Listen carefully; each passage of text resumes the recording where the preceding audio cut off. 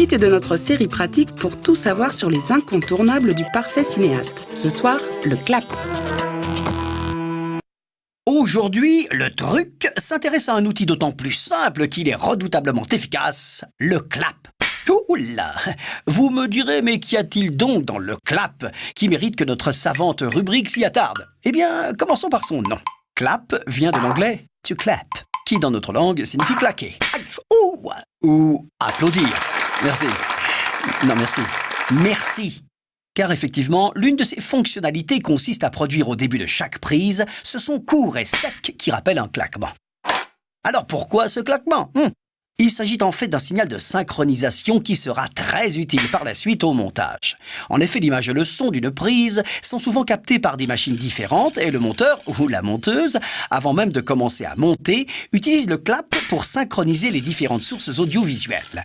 Lorsqu'il est correctement manipulé, le clap combine rapidité de mouvement et brièveté du son afin que les monteurs ou monteuses puissent très rapidement associer l'image et le son du claquement.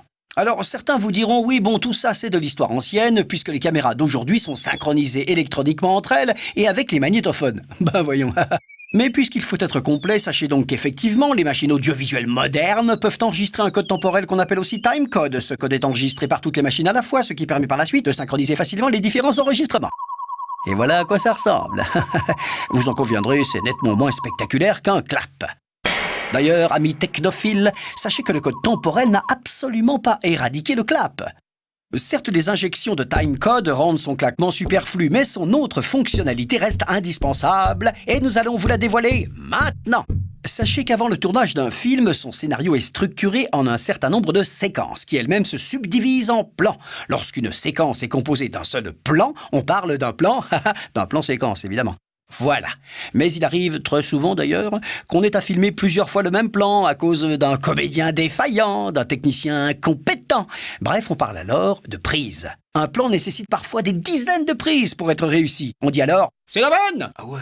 Mais comment retrouver la bonne prise au montage? Et surtout, comment identifier à l'image et au son toutes ces prises pour les différencier clairement? Et oui, revoilà notre clap et sa deuxième fonctionnalité essentielle, l'identification des prises. Et là, c'est très simple.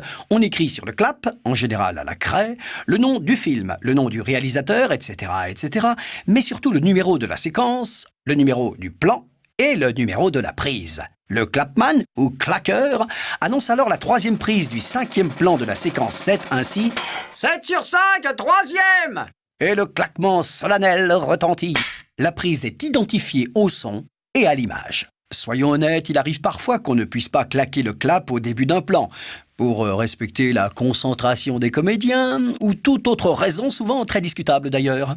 Qu'à cela ne tienne, le clap de fin peut alors entrer en action.